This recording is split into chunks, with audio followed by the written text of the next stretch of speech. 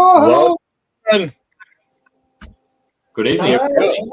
Another episode, 67, 1st of October, isn't it? Mm. Yes. It is the 1st of October. First? It's the first. I think so. So, yes, here we go again from home, everyone. So, Hearns are at home. Been home for 3 months now here in Melbourne, so still in lockdown, but ready to go for a good episode again. I can see some bread boxes ready. I feel that we've probably done more from home than in the studio at this rate. I think we're getting close. It'd be 50-50, I think. I think so. So last year we've done about 15, 16 episodes at home, and this year we are, I don't know, we've probably done already 10, I would say. So anyway, different format. So hopefully everyone likes it. Let's see, there's quite a few people jumping online. Shane, Anthony, Jason, Bruce, Rob, Peter, welcome everyone. Thank you for joining us. So, shall we start with the car of the night? Yes. What is it? That's super tiny today. Wow. Oh, look at that. Needless to say, that's my favorite color. So, as usual, we need to guess the name, the make, the year as well. We have. Yes, we've got the year. And the scale. Should we call the color as well? I think the scale. And the scale. I agree. Yeah, all right. Yep. And the scale. These are a lot smaller than we normally get. So have a go to scale. Should be fun. So here we go. We'll bring this back in a minute. We weren't going to trust Australia Post this week with the car. So the what? We weren't going to trust Australia Post with the car this week, so we just bought a little one so we could carry it. Yeah, that's right. Anthony suggested this may not be a car, which, yeah, it's probably true. Could be a ute. Scale, very small scale. Yes, it's a very small scale. Let's guess it. That's good. So we had a competition running. So last week we decided to extend the competition a little bit, isn't it, Beach? We did. So it was meant to finish up last week. But even ourselves, we couldn't get ours finished, could we? So Nick's gone one, I'm gone two. So mine's got the skull painted, but that's about it. So we're extended to another week. So make sure you join in. So I had to create another event. So look out for the new event page. If you want to look at the old entries, they're still on the earlier one. So we've got 3 entries so far. So just make sure you join in. And with every entry, the prize pool goes up. So more entries, the better. We'd love to see them. Brilliant. So finishes next Friday. Next Friday. What more week? There's no one coming along there, Nick? Pretty much in the same position that I left the last Friday after the live. So not much development, but I actually left it inside. I did a bit of work on a base actually with some realistic water and all that, which I may have to run in and grab it. But yeah, I've done a bit of work on that. A bit more to do this weekend. Hopefully this weekend. Let's see. How's your one, Brett? Yeah, mine's I don't know. I misplaced it? Have you misplaced it? Yeah, probably. I think it's in one of my boxes. I don't know. Good. Well, gone. Let's start again. That's right. So big week this week, everyone. So this week we had very much. It's Christmas, hey?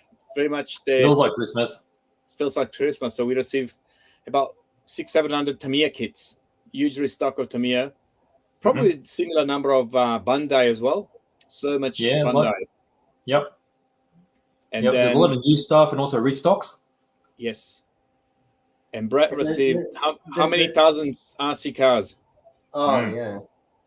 It's been incredible. It's sort of lucky in the way that we are not open to the public at the moment because there's just too much stock to actually make the shop usable as a shop space. Yeah, it's all sitting on the floor at the moment, isn't it? Another week of tidying and cramming and pushing everything into every nook and cranny, we'll get it looking tip top. Indeed. So hopefully it's going to look amazing this year. I think it's actually going to look better than last year. I agree. I agree. So, lots of stock shortage out there, but we are really well placed. So lots of stock is ready there to go. So it should be good. We are set for a very solid reopening when we can. Hopefully early November. Should be pretty good. Hopefully. So, yes. So, meanwhile, Kaju Shorts put his entry in. So it should be good. So looking forward to that. We saw some photos a couple of weeks ago, so that would be a good one. So should be good. Well, shall we start? Where shall we start? Who's going first? How many bread boxes do we have tonight? Well, I've sort of got one box. It's a bit soggy, but we got a bit wet on the way home. But I've got another thing that couldn't actually fit back in my box, so I'd like to revisit. But yeah, why not? We'll jump into one here. Let's do it. Let's see what's in Brett's box. Now, most of you guys would know me as an RC car guy. That's pretty much all I know and all I do. But this one here actually has no wheels. And I think it's an aquatic device. I think that's what they call it. I'm not sure. I think it's a boat. It's definitely a boat. Oh, it's a little one. Hey? Little one. Yeah. They go fast. It is actually meant. Like last year, I didn't think much of them, but we couldn't actually keep up, and we sold out really early on in the Christmas season. So this actually just came in today, and a couple of hundred of its brothers, and we've got two variants of this same boat. This one and one that's a little bit bigger, but I actually really like it. So I wasn't going to do an unboxing because it wouldn't fit in my box. So I've gone to the trouble of unboxing it for us and having a look. And I was really impressed with what it came with. And this isn't a huge ticket item. This is in the $100, $120 range. And it's from UDIRC. Even comes with a boat stand. That's pretty cool. Brilliant. They're pretty quick. They leave a wrist tail when you drive them. Apparently. So I went to the trouble of damaging the box on this one today, which Nick was really, really grateful for. And so I think while the city's nice and quiet, I'd actually like to see it go up and down the Yarra, Nick. I think so too. I think we could do that. And what I was impressed with, so I'm going to show you what it's all about. We've got a couple of clam clips there. So we've got one cover, and then we've got 4 more lockdown clips, quarter turn lockdown clips. And then the second cover comes off. And this one here is sealed with a rubber gasket all the way around into the hull. And so that's to keep any water or moisture out. It's actually got a water-cooled motor. So the water flows around this little alloy pipe here, around the outside of the can, circulates through and keeps the motor cool. It's got a little micro servo up in here for the rudder, which is pretty cool. And it's got this rubber nose piece here, which put on, sort of looks like a bit like a banana with that on. So that comes on and off. And if I was driving the boat, you definitely want to put the protective nose on there because it could. Yeah, particularly if you're driving it in a pool. Sorry? If you're driving it in a pool, it's really helpful. Well, I was going to fire it up in the bathtub. That should be good. You want to be in it at the same time. In all seriousness, this thing's capable of like 40 kilometers an hour, 45 kilometers an hour. Oh, yeah. This is meant to be a fast little boat. I want to say unsinkable, but I think they said that about the Titanic. No, these are pretty good. I've actually had these. I've thrown them into water and it's been fully submerged, and they come up right way up. Yeah. And the other thing I was going to say is they're self-righting. Yeah. So it can never really go up. It can go upside down when I drive it, but it will definitely pop back over. Yeah. And there's an alarm on the remote control that senses low voltage to tell you to bring it back in. So it's not going to get stuck out there in the ocean, so you're trying to swim out and get it or anything, because it's told you it's going flat before you've seen any drop in performance. And there's another safety feature that a lot of people may not realize, that if the kids are using this, you can't actually switch on the motor until it's actually in water.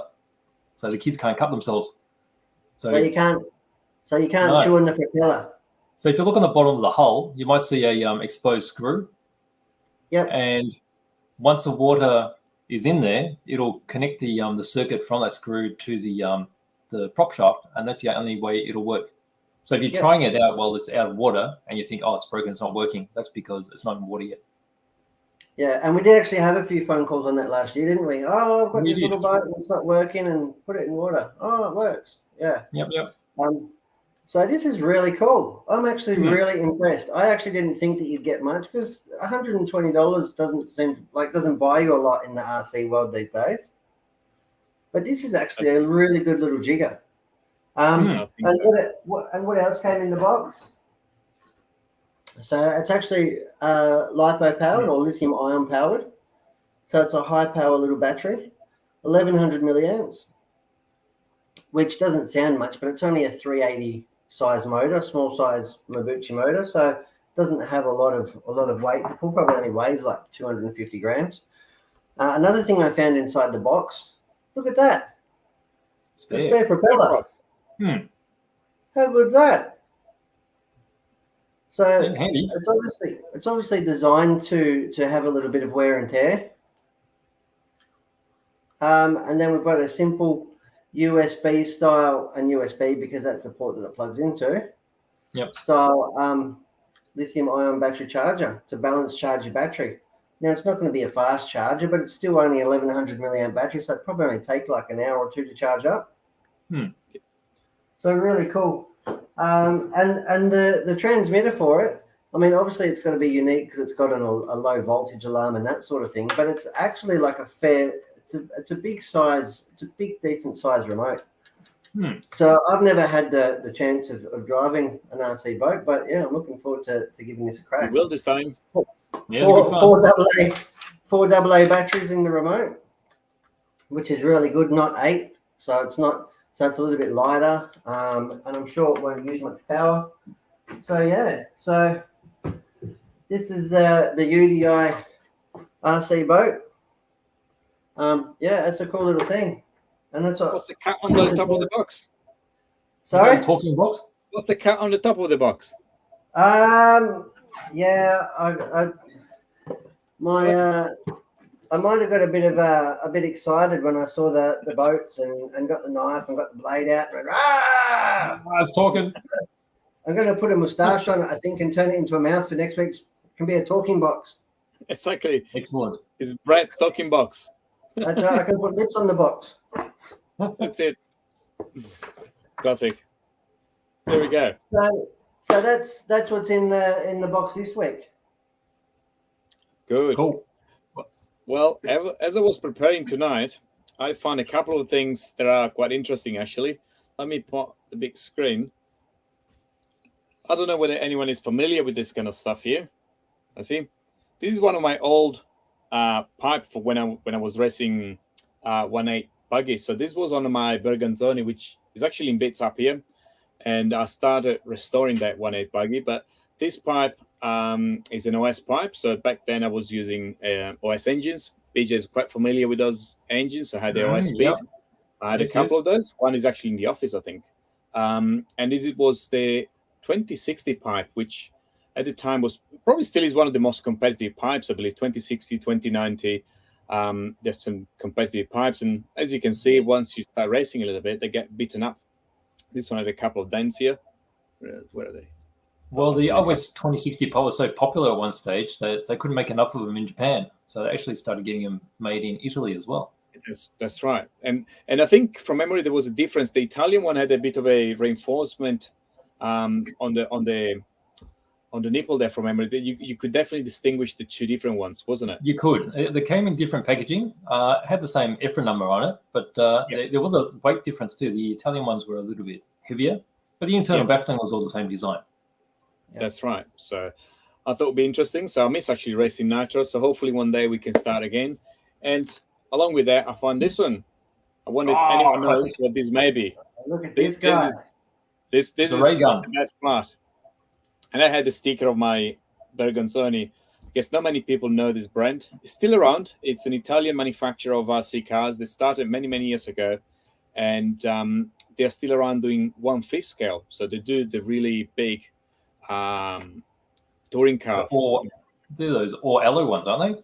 That's right. They have disc brakes and really, really advanced. So the company is very, very very interesting. They developed parts. They were doing a torsion differential for the 1.8 buggy, and that was phenomenal. I will have to try to bring this car back eventually, because it was really, really well engineered. It was running with very small shocks, about 12mm shocks, where the Kyosho were, from memory, 16. But the idea behind that was to have lesser volume of oil, to have more consistency to a longer race. So the guys designing this car were, quite into the engineering side of things. So they were going a bit against the flow. But sadly, they don't make this bug anymore. But I still have some really good memories on this fuel gun. So, Brett, have you used this one before? I actually have. Well, not me, but Master Joe. Yes. And I used to have a pit man back when we were racing Nitro, Sebastian. But yeah, so yeah, they definitely have. I used them in on-road, and definitely in on-road, I remember the pipes being notoriously easily damaged. No, I think that, like, I don't know how it was in off-road. I've only raced 1.8 Nitro very briefly. But 1/10 on-road Nitro was very harsh on pipes. You'd only have to clip a board or something, and it would like stove in, and then Master Joe would be all upset. So, yeah, no. Yep.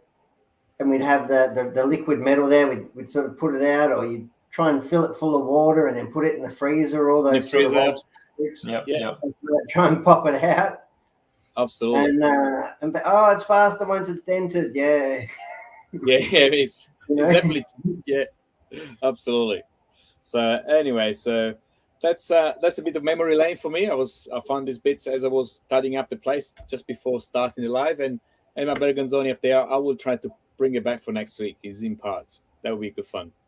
Very cool. Shall we have a look at the car again? I think there was a good guess up there, actually. Oh.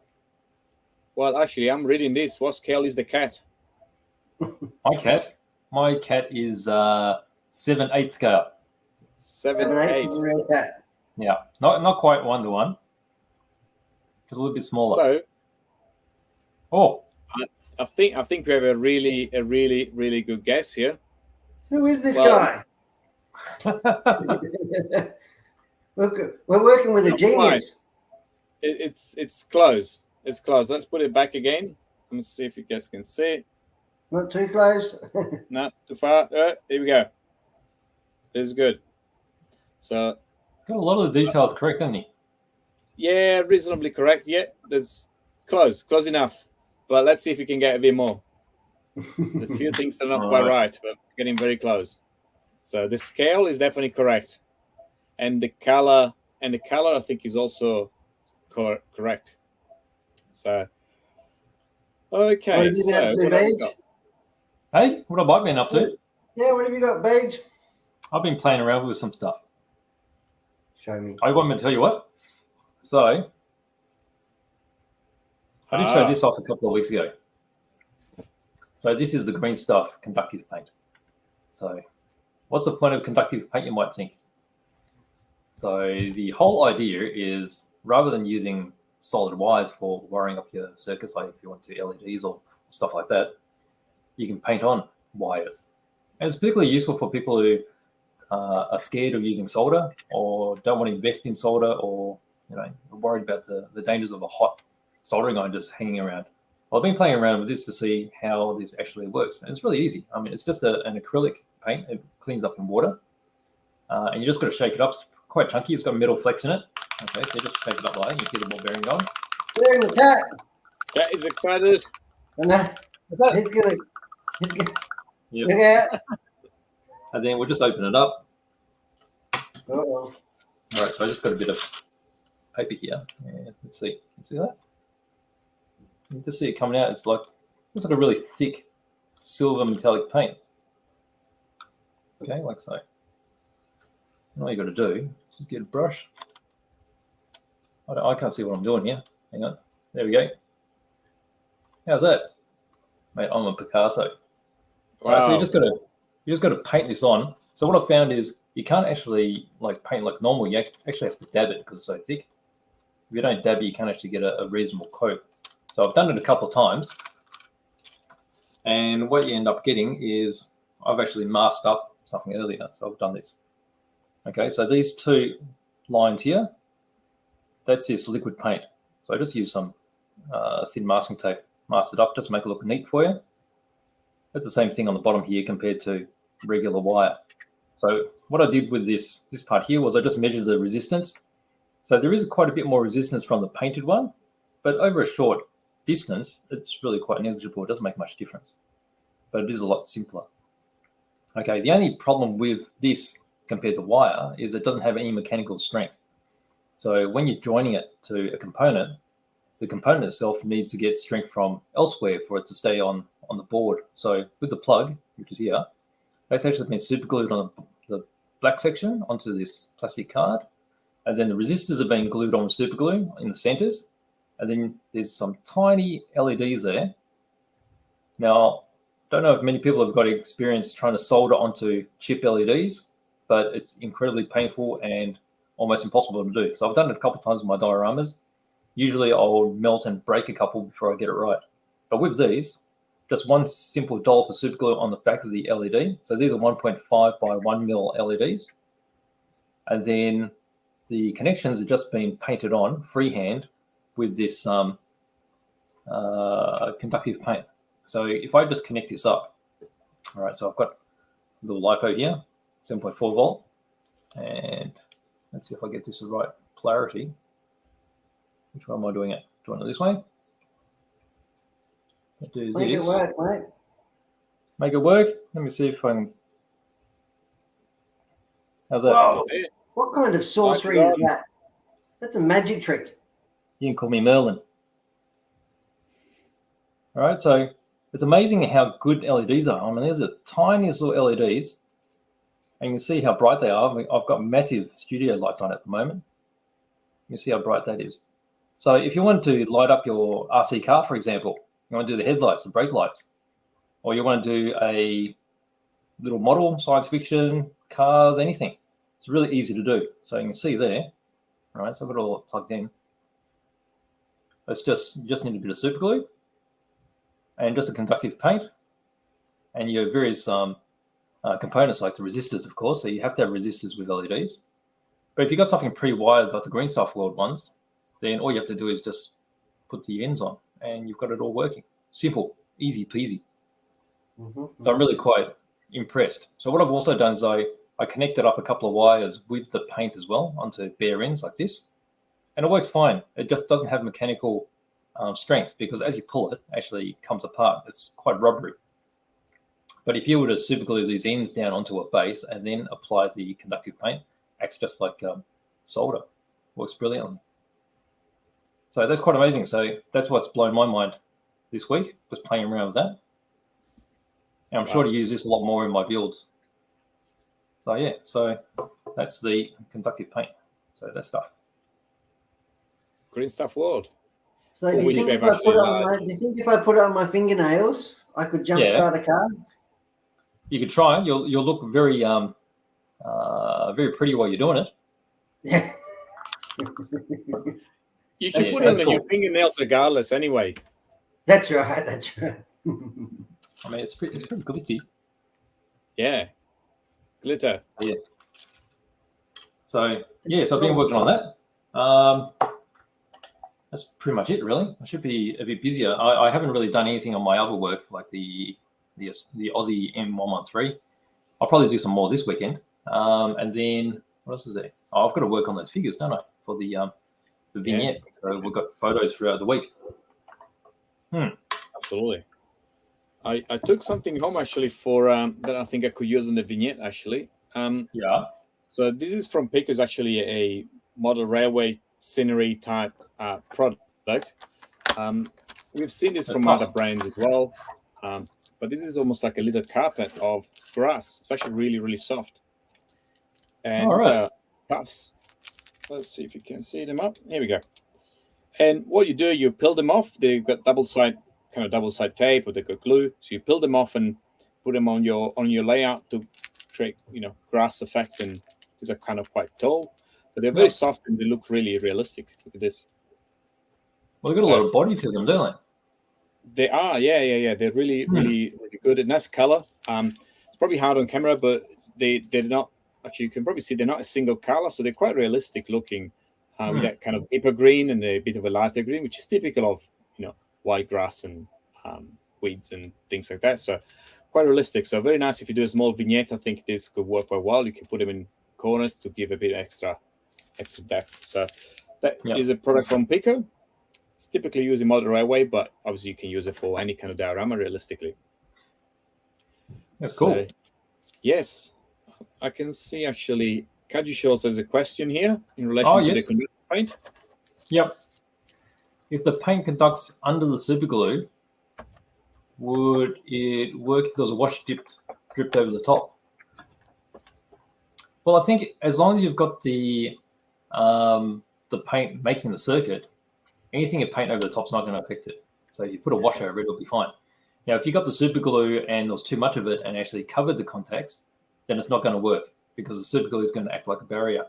But if that happens, all you have to do is scrape off the super glue to the exposed contacts, apply your conductive paint, and it will work fine. Yeah. Good. Warwick's got a question too. What's this, sorry? Warwick. He had to bring up the Merkin. The Merkin? Where's the Merkin? Are you talking about a Merkin? I did tell you. Excellent.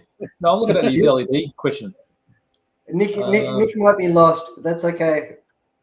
Yeah, I'm not sure. Well, that's it. Yeah. Is there a limit on how many LEDs you can connect using this paint? No. So you just have to consider that there's extra resistance. So you can't put 10 million on. Obviously, it will be the same problem as putting 10 million onto regular wire. But as long as you got your number of LEDs, they suit the voltage of the battery, and you've got the right resistors, it'll be fine. So there is a little bit of calculation involved with working out LEDs with resistors. But you just go on Google, look up LED calculator. You get this little box comes up, so you put in the voltage, the number of LEDs, and the voltage drop. So each LED is normally set to a particular voltage drop, 2 volts, 3 volts. Punch it in, automatically works out, and even draws a circuit for you. So simple, easy peasy. And it just tells you what resistor to use as well. Oh, yeah. Beautiful. Brilliant. Good. What else do we have? I have a kit here that I found on my way out today. That was very interesting. Excellent. Do you have kits, Beach? I've got kits. I've got quite a few kits. I go first. I made this. Sorry, I go first. I don't actually know exactly the story behind this kit, but is it upside down? Here we go. But I thought it was really entertaining, actually. This is like a big gun with a ball and some legs. Yeah, it's cool. That's about all I know about it as well. It's like a dangerous ping pong ball. It is. And I wonder if it's something you're going to put as on top of another robot of some kind. I don't actually know the story, but I found it, first of all, the box is really cool. I like the style of the box, and it's a very interesting idea after all. Well, I think these things are meant to be lone mix. Yeah. And the thing about these is they've got a really cool look. The thing is, Bandai don't reproduce them very often. So we might only see them once a year or once every 2 years. Right. So when we get them in, they disappear really quick. And I see that's a typical Bandai type style. So they've got multiple colors. So there's this nice deep orange that Warwick's favorite. It's actually a lot darker than it looks like on camera. There's a bit of gray bits here, and here's your bit of the body here. There's a gear as well. I'm not sure where it goes. So it's got an internal frame. There is an internal frame, yeah.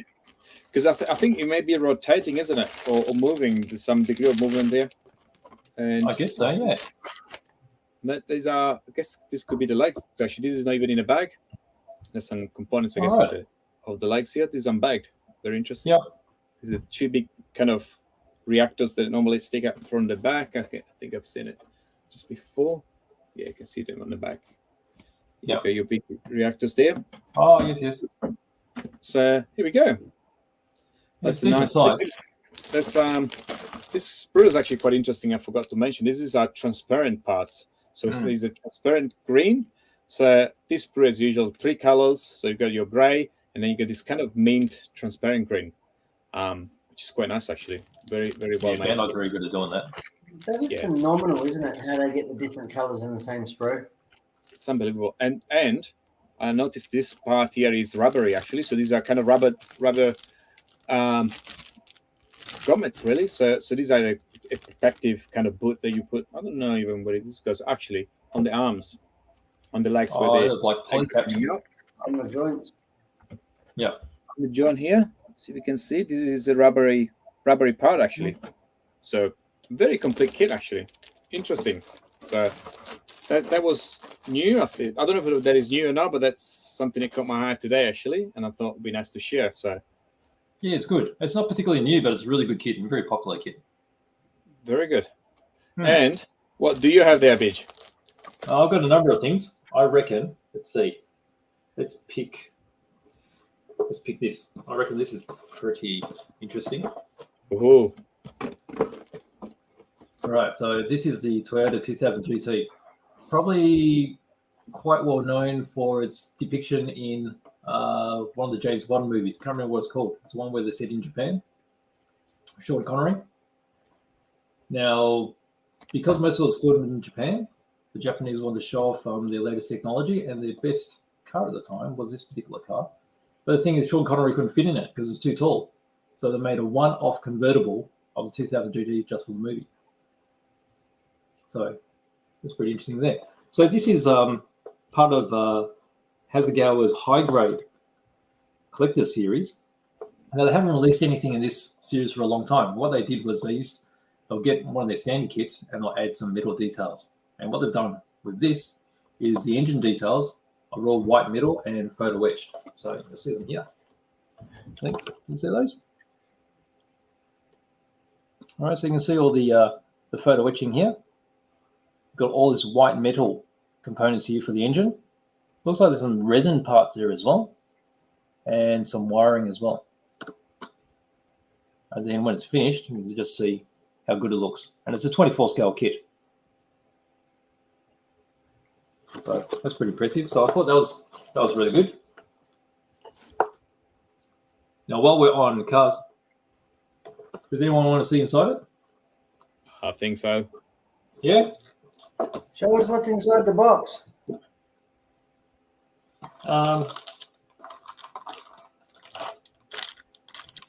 Here's the bodywork. Okay, so you can see how the bonnet's already semi-etched, I guess, so it's easy to cut out. Well, that's pretty clever, just to keep it all intact. So I guess the idea here is for the original model, if you didn't want to build with engine detail, or it probably didn't come with engine detail, the original one, you can just build it like this. But that's nice. The shape is really awesome. Okay, and then from there, they mainly put them all in the one bag. So you can see the really nice chrome work. And a car of this sort of age would have a lot of chrome on it. I mean, you look at the wheels, really nice. And modern chrome is so good. I mean, early chrome was just really chunky and garish and really thick. This stuff's really good. And then on the bottom, you've got the black bits. That's mainly the chassis and the internals. A bit hard to see. So from there, bag of clear bits on the tyres, all your lights and such. And then there's a magical box, and that's the box with all the metal bits in it. Oh! So we do that. Let's have a look. Special box. In India. And the magic comes out. Don't let it get away. Yeah, got everything. All right, white metal. Okay, it's really heavy. Okay, so there's the radiator. And you can see the exhaust manifold. You got a distributor there as well. Maybe can you see that? All right, so really fine bits and pieces. You've got the huge blocks. These are mega heavy. Okay, you got the head. Cam covers. What glue would you use on those metal parts, Paige? So you need to use either super glue or epoxy. And then there's the resin bits. Okay, so resin bits are quite special and bespoke. It's very rare that you used to get resin bits, but it's more often now. I guess they've been able to make resin quite quickly and sharply. You can see how sharp these details are. So what else we got here? So there's all this tubing and wiring. So you use this for your spark plug leads.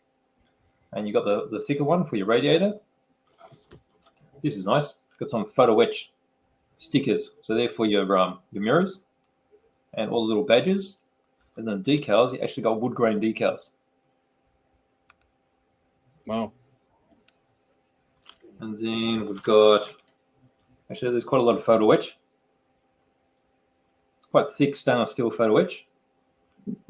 And then on the back here, it's got, what is it? Bonnet insulation. It is too. It's bonnet insulation. You can just see how it's been pressed? For the underside of the bonnet. That's right. Wow. And I build these things all the time. You do, obviously. So that's pretty impressive, isn't it? Quite like that. Don't think they've had one of these kits for ages. And then I've got some other stuff. You want to see other stuff too? Let's see more stuff. Let's see more stuff. All right, let me just pop this back in the box here. Excite me. Excite you? Yeah. Try my best. What have you got for us? Problem is, the next one you probably won't get too excited about. I don't know. Why not? You don't like this that much, do you? Oh, yeah? How long have we been waiting for this kit? A very, very long time, and it's finally here. Okay, so this is the 24 scale one. So Meng's already had a 12 scale GT40 release, which is really good. It's designed on the same sort of design aspects of the Fujimi GTR. It's a bit sort of die-cast in effect in that it had really chunky bits. So all the bits could open and you wouldn't be afraid of breaking anything because everything was so chunky. Now, this is the 24 scale version, so same size as the Toyota I just showed. And it's got similar sort of chunky aspects of the bigger car, which means it's going to be a lot more robust. So it can handle it a bit. This one, they simplified a bit because 24 scale, you don't really want to open absolutely all the doors and such. So the doors are actually molded onto the bodywork. And then you've got the engine cover. And once it's finished, this is going to be hinged so this can open up. So it's got the full engine detail. So inside you've got the rubber tires. Now this particular kit allows you to build any of the cars that came first, second, or third at the 1966 Le Mans. So if you saw the movie Ford versus Ferrari, that sort of explains the story there. So these were the Mark II GT40s that actually came first, second, and third. Okay, so you can see from here how it's sort of chunky, but it's still got really fine details. So you can see the anti-roll bar there, that's already molded in. Now, if you had separate ones, then there's a good chance that these sort of bits tend to fall off after a while, after you handle it.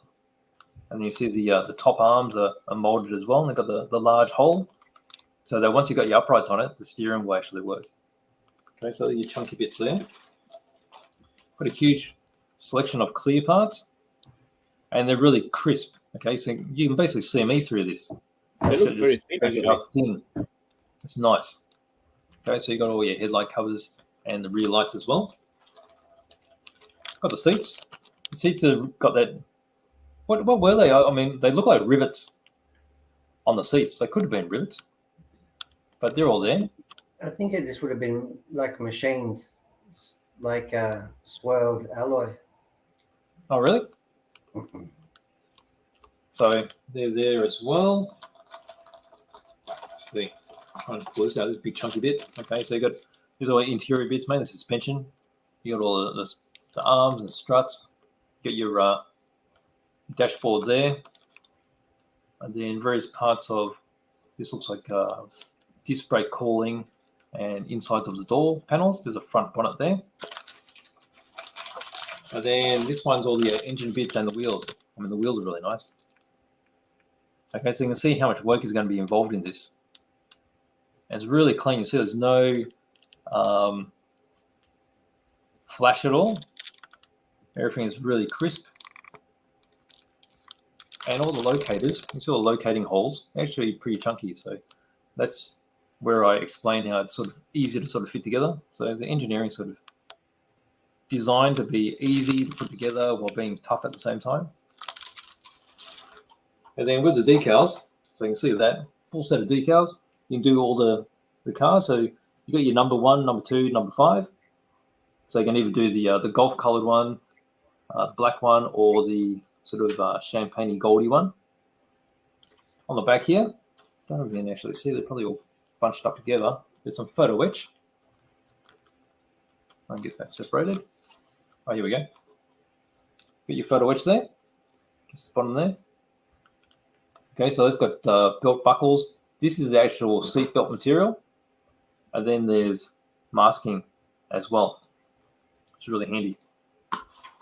And that's pretty much it. So this has been highly anticipated because before this, the only GT40 kit in 24 scale was the Fujimi one, which was pretty average because it's been around for a long time and it's really simple. Didn't have any of this sort of engine detail. And it's great that Meng's actually brought it out. It would have been great if they brought it out at the same time the movie came out. But it doesn't matter. I think the movie is still very fresh. It's still very easy to see on streaming platforms. It's just a great story. And from a great story, you've got a great kit to keep you interested. Definitely. I don't think Nick likes talking about the 66 Le Mans. I'm just saying. Sorry? I don't think Nick likes talking about the 66 Le Mans. Don't? I wouldn't. Let's not talk about it then. No, let's not talk about it. The Ferrari. Let's not bring it up. No, yeah, we don't talk about that. Okay. Let's change topic. Let's change topic. Show us the What car, else Nick. is in your stash? What else is in your stash? Who? Me? You?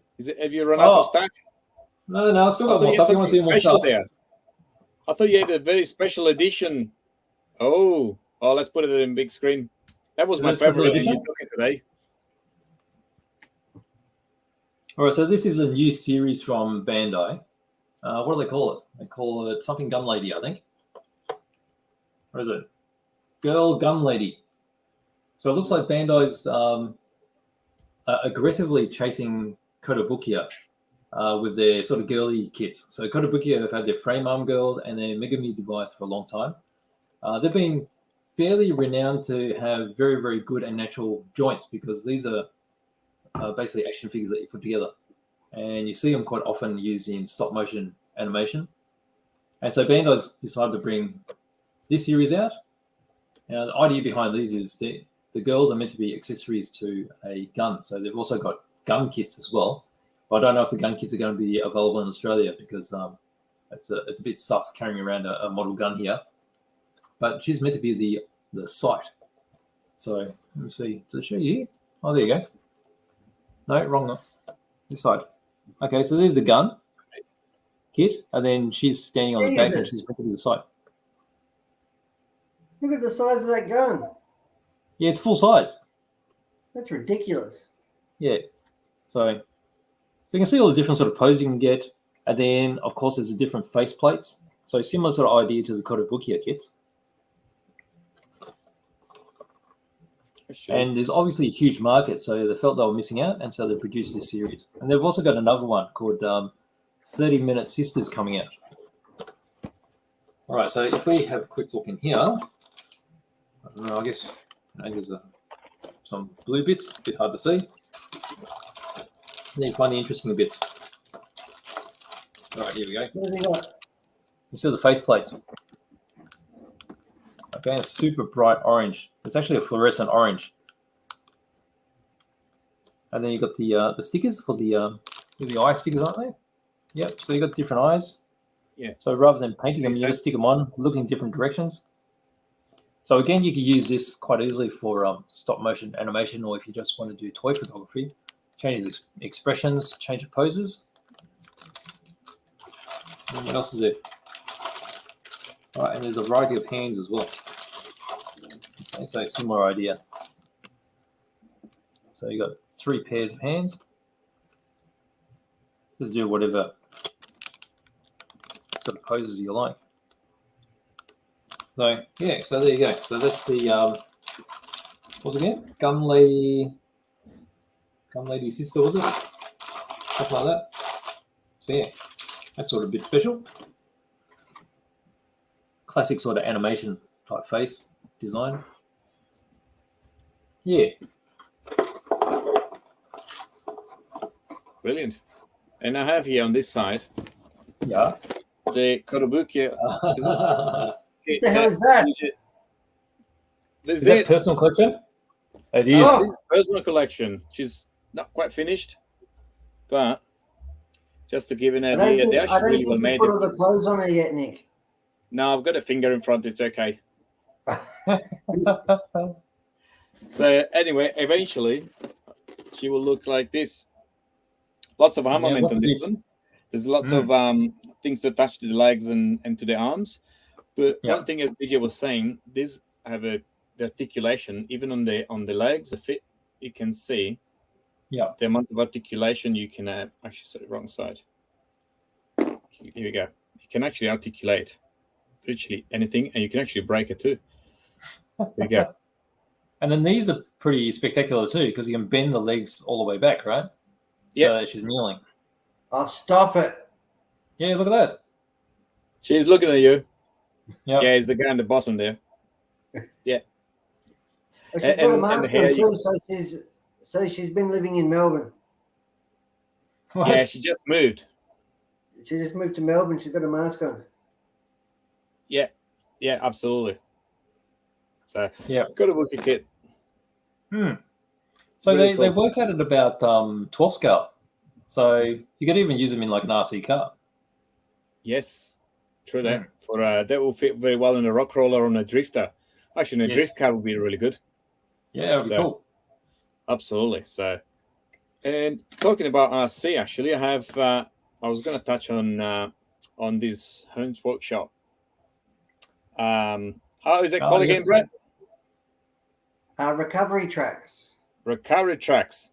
So this is another product that the Warwick designed some time ago, and we finally have it printed. But that's to fit. You know, if you have a crawler and you get stuck, that's your recovery tracks for the rock crawler. So this is very much 1/10 scale. We can make it in 24 scale as well, which would be quite nice if you have a off-road type vehicle, and will be a nice accessory to put on. As you can see, there's a huge level of details. Every single knob here is going in different directions, so it looks quite realistic.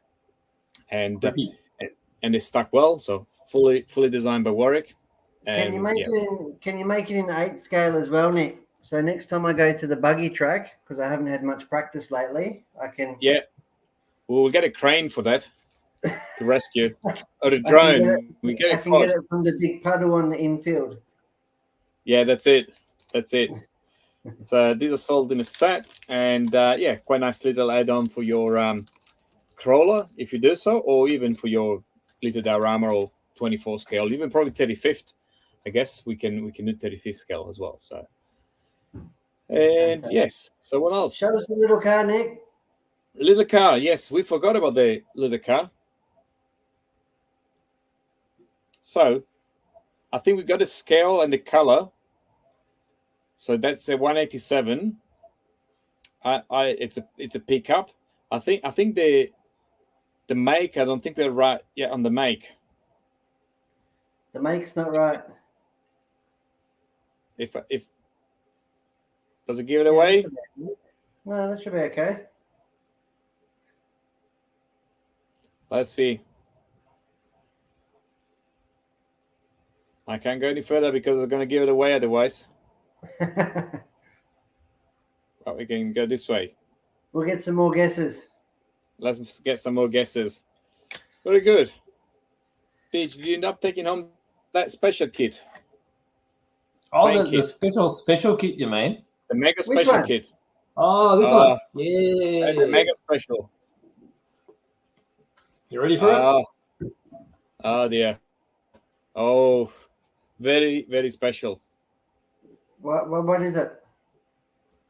It's an F18F. I don't get it. What do you mean? It's really special because it comes with these bespoke Australian decals included. No. So we'll make this into the Aussie version. Australian? Yeah. Oh, that's pretty good. It is, see? You get impressed. Air travel is a thing of the past, mate. No, not for these blokes. They can go anywhere. So F18F is the Super Hornet. Mm-hmm. So F for Super Hornet. Makes sense, doesn't it? Not really. So it's meant to be the Super Duper Bee's Knees F18. So F18 was designed as a carrier-based aircraft, but Australia bought them because of its multi-role capability. We don't actually have any carriers anymore. It would have been cool if we did. Whoops, I think I just smacked Koo in the head there. Didn't like that. So yeah, so really nice kit. You can see how thick the box is. So for 48 scale, you don't normally think of a box this big, but it actually comes with a lot of components. And we'll have a quick look inside. It comes with some of the weaponry as well. So let me crack it open here.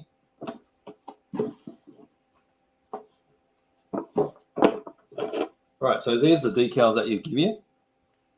So you can do this particular Australian Air Force version. Okay, so what's that? So that's the 1st Squadron. Operation Okra 2015. So it's quite a recent scheme. Nice that you get them inside. Okay, that's back when we were allowed to fly. Huh? And that'll give you an idea of how big it is. Oh, it's one piece. Wow. Yeah. So clever in that it's been made in one piece, because usually if you get these two pieces, trying to get these wing roots to glue properly, you get these massive joints. You can see on the other side the big locating holes, so you can make sure that the bottom matches up. So there's the bottom here. So these are meant to be like a semi-stealth aircraft. They're coated with a special paste, and then you can see the undercarriage has got the jagged edges. Okay, so that's a more modern sort of stealth type design there as well.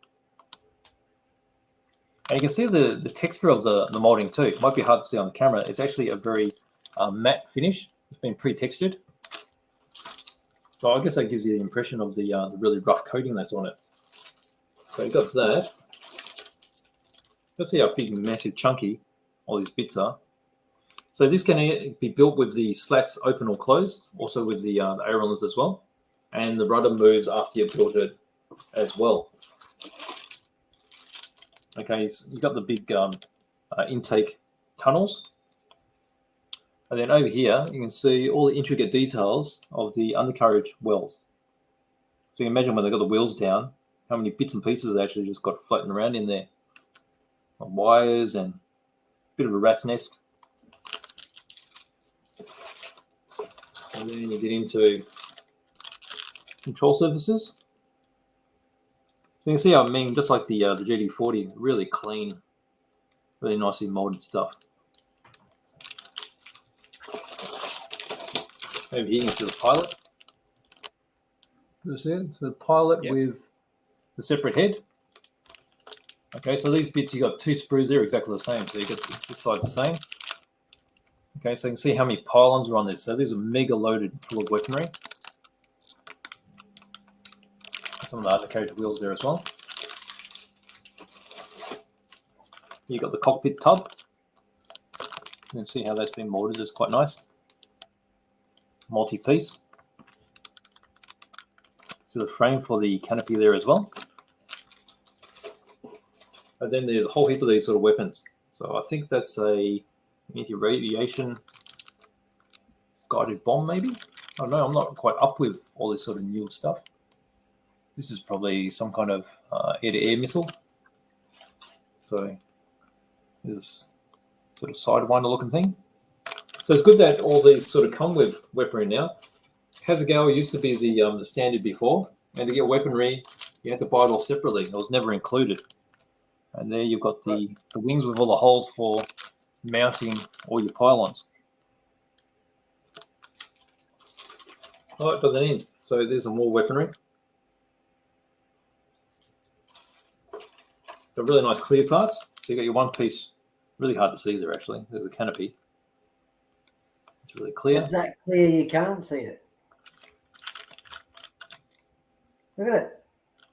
It's got extra plastic inside. I think that's to protect it from getting scratched. And then this decal sheet. Oh. Uh-oh. What's happened?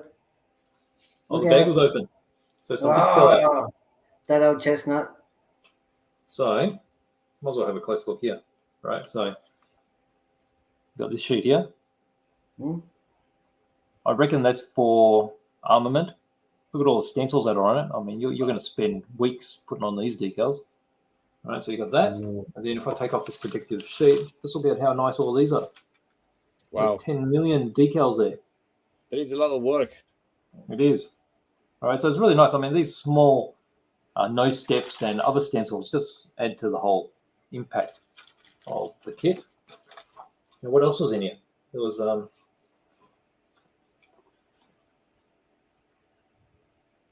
got no idea what that is. Masking. Oh, these are masks, yeah? Tape, isn't it? Yeah. Oh, it is too. That's masks. That's pre-cut masks. Yeah. I know. I build these all the time. So what are the round ones for? That's for the masks. For who? For me? Yeah, that's it. The red dots. That's a bit freaky, isn't it? That's very 2022, mate. 2022, bring it on. So there's a bit of photo etch that fell out of here as well. Very nice. That's really thick. All right, so that's for the engines there. And then that's something you don't normally see. Never. A whole bunch of pins. Yep. Right. That's what holds your hexes onto the axle. The hexes? Yeah. I've got no idea. I have to check the manual about that one. There's a lot of pins there. So unless these are used for the slats and also for the horizontal stabilizer, can't work out what they're for. Because initially I thought they were screws, but there's no thread on them. So they're probably hinges, I think. So there you go. So that's it. That's my special kit. Very special. Very good. Very good. Show us a little car. Little car. Oh, look who's online. Look at this guy. Oh. Look at this stranger. Scotty. G'day. All right. I think the car tonight is a bit of a struggle. I think we got the wrong make, and by saying that, it should be easy. Yeah, it should be easy to identify which one is. What make have we got already? Ford, I think. I think everyone is. Everybody thinks it's a Ford. Yeah. What is it? Is it a Chevy or something? Richard, F-150. Hey, Richard. So if it's not a Ford, what else could it be? Toyota. I was going to say Mazda. Yeah, that's an 1000U. That's an 1200. BT50. Let's see. If I turn it towards the back, we'll give it away. Shall we? Give it away. Give it away. All right.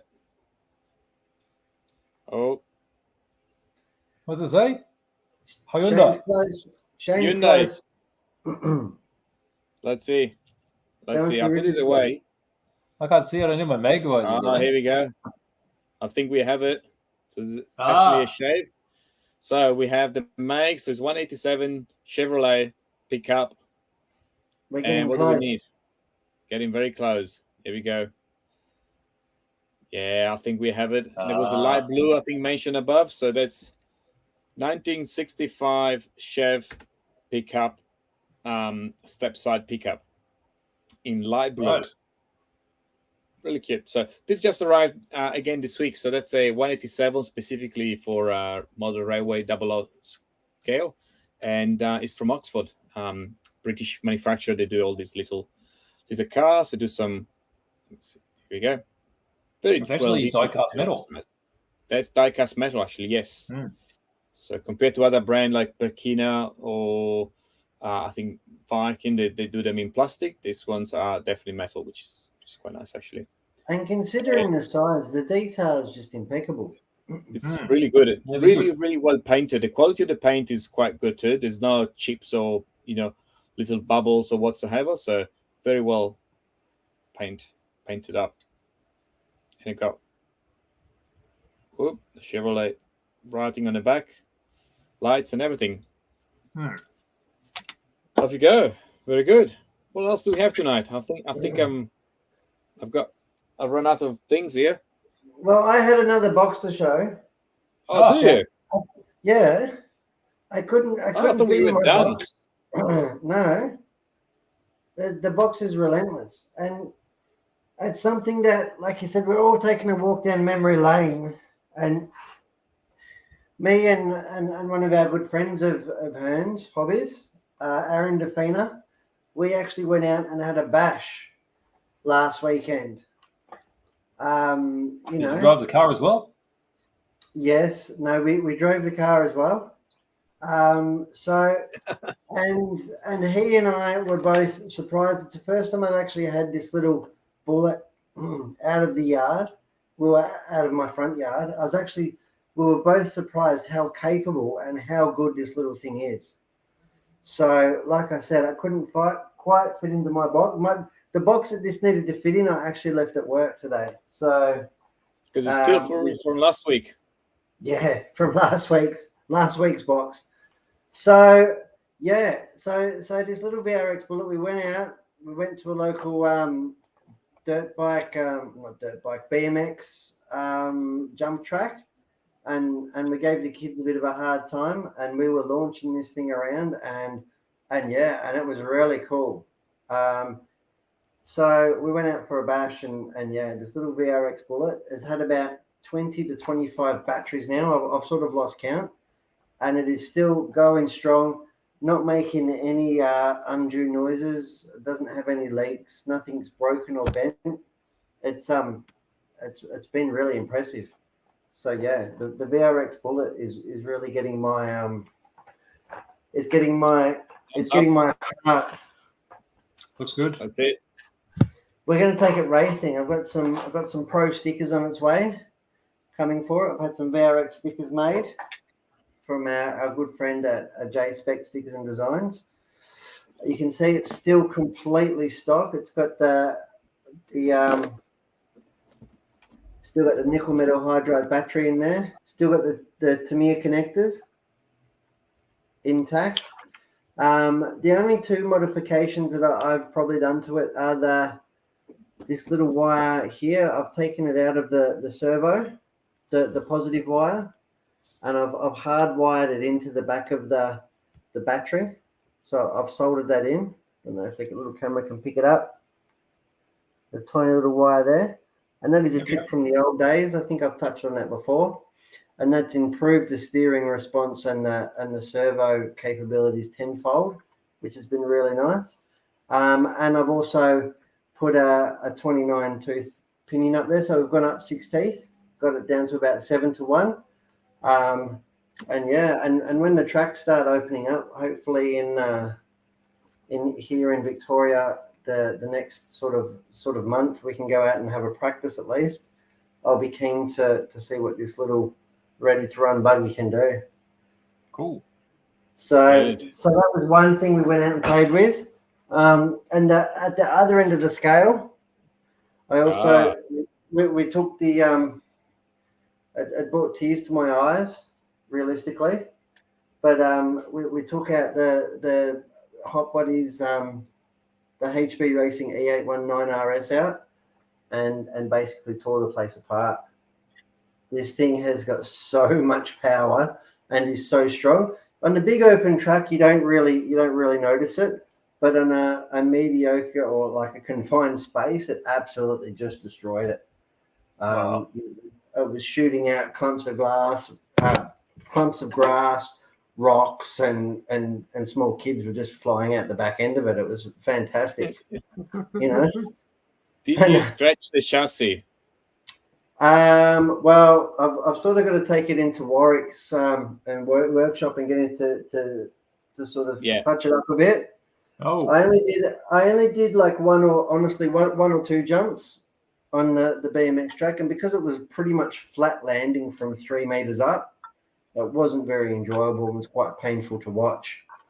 So instead, I took it over to the picnic area and just destroyed it. Just turned it to mud. So I'm sure the kids will be happy with that. But this thing has got it's just brutal, and it just does it so effortlessly. You know, it would just give us smiles a minute. And as far as bashing cars go, like it really is the ultimate, but obviously at a price point that's, you know, that's it. A little bit beyond a Rustler VXL. Indeed. But the little bullet, like it took both both Aaron Defina and myself, we've been playing with these things in excess of 30 years. And it both took us back to, you know, like playing with a frog or a grasshopper, that same kind of grassroots of that purity of just playing with an RC car. It was good fun seeing it, you know, wasn't spectacularly fast or really capable, but it was just really pure and really it was really like took us both back. Even the smell of the burning 540 motor was really nice to have, and like I said, it's really grown on me. So the VRX Bullet and the E819 RS have both been out for a bash, and really hoping that the tracks open up soon before something else happens crazy. Indeed. Finger crossed, not long to go. Next month or so. Yep. Absolutely. Should be good. Very good.